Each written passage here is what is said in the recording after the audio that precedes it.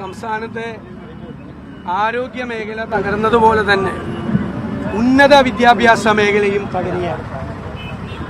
നിസാരമായ പ്രശ്നത്തിന്റെ പുറത്ത് ഞാൻ വീണ്ടും അടിവരയിട്ട് പറയുന്നു, 10 മിനിറ്റ് കൊണ്ട് പരിഹരിക്കാവുന്ന നിസാരമായ ഒരു പ്രശ്നത്തിന്റെ പുറത്ത് തുടങ്ങിയ സംഘർഷം ഇന്ന് കേരളത്തിലെ സർവകലാശാലകളെയും വിദ്യാർത്ഥികളെയും തടവിലാക്കിയിരിക്കുകയാണ്. രാജ്ഭവനും സർക്കാരും തമ്മിലുള്ള തർക്കം എന്തിനാണ് സർവകലാശാലകളിലേക്ക് വായിപ്പിക്കുന്നത്? അപ്പോൾ സർവകലാശാലയിൽ ഒരു ഫയൽ പോലും നീങ്ങുന്നില്ല. സർവകലാശാലയിലെ ഫയല് രജിസ്ട്രാർക്ക് അയക്കണോ?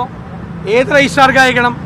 പുതിയ വൈസ് ചാൻസലർ വെച്ച രജിസ്ട്രാർക്ക് അയക്കണോ, അല്ലെ സസ്പെൻഡ് ചെയ്ത രജിസ്ട്രാർക്ക് അയക്കണോ എന്ന് കേരള യൂണിവേഴ്സിറ്റിയിൽ ആർക്കും അറിയില്ല. അപ്രോപ്രിയേറ്റ് അതോറിറ്റി തീരുമാനമെടുക്കും എന്ന് ഹൈക്കോടതി പറഞ്ഞിട്ട് ചാൻസലർ കൂടിയായ ഗവൺമെൻറ് ഒരു തീരുമാനവും ഇപ്പോൾ എടുക്കുന്നില്ല.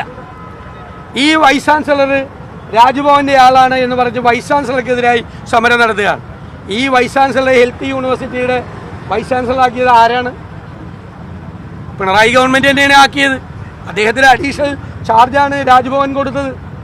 അപ്പോൾ ഈ മോഹനൻ കുന്നുമ്മൽ എന്ന് പറയുന്ന വൈസ് ചാൻസലർക്കെതിരായി സമരം ചെയ്യുമ്പോൾ ആ വൈസ് ചാൻസലർ ഇപ്പോൾ സംഘപരിവാറാണ് എന്നാണ് SFIയും CPM ആക്ഷേപിക്കുന്നത്. സംഘപരിവാറുകാരനാണ് വൈസ് ചാൻസലറെങ്കിൽ അദ്ദേഹത്തെ ഹെൽത്ത് യൂണിവേഴ്സിറ്റിയുടെ വൈസ് ചാൻസലർ ആക്കിയത് ആരാണ്? പിണറായി സർക്കാരാണ് ആക്കിയത്. അപ്പോൾ അദ്ദേഹം പരിശോധിച്ചില്ലേ? സംഘപരിവാറുകാരനാണ്, സംഘിയാണ് എന്ന് പരിശോധിച്ചില്ലേ? അപ്പോൾ ഇവർ തന്നെയാണ് കുഴപ്പത്തിന്.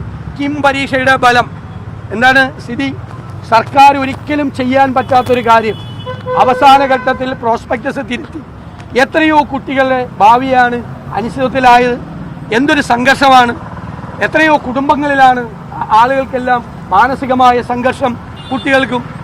എന്നിട്ട് ഇപ്പോഴും ന്യായീകരിക്കുകയാണ് ഉന്നത വിദ്യാഭ്യാസ വകുപ്പ് മന്ത്രി. ഒരു റിപ്പോർട്ടുമില്ല. ഇങ്ങനെ ഈ പ്രോസ്പെക്ടസിൽ ഭേദഗതി വരുത്തരുത് എന്നാണ് അന്വേഷണ റിപ്പോർട്ട് കൊടുത്തിരുന്നത്. എന്നിട്ട് ആർക്ക് വേണ്ടിയിട്ടാണ് ഭേദഗതി വരുത്തിയത്? ഭേദഗതി വരുത്തി ആ കിം പരീക്ഷാ ഫലത്തെ മുഴുവൻ അട്ടിമറിച്ച് ഉന്നത വിദ്യാഭ്യാസ രംഗത്തെ കൂടി ഇവരെ കുളമാക്കി മാറ്റി. കേരളത്തിലെ നമ്മൾ അഭിമാനത്തോടു കൂടി ഉയർത്തിപ്പിടിച്ചിരുന്ന ആരോഗ്യ വിദ്യാഭ്യാസ മേഖലകളെയാണ് ഇവർ തകർത്തിരിക്കുന്നത്. അത് ചോദിച്ചപ്പോഴാണ് എന്തിനാണ് SFI യൂണിവേഴ്സിറ്റികളിലേക്ക് ഈ സമരാഭാസം നടത്തുന്നത്? നിങ്ങൾ രാജ്ഭവനെതിരെയും ഗവർണർക്കെതിരെയാണെങ്കിൽ രാജ്ഭവനിൽ പോയി സമരം നടത്ത്.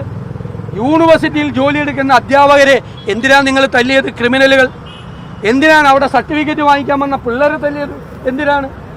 ഗവർണർക്കെതിരായിട്ടുള്ള സമരമാണെങ്കിൽ വിദ്യാർത്ഥികളെയും ജീവനക്കാരെയും മർദ്ദിക്കുന്നത് ആർക്ക് വേണ്ടിയിട്ടാണ്? അവ എന്ത് സമരമാണ്?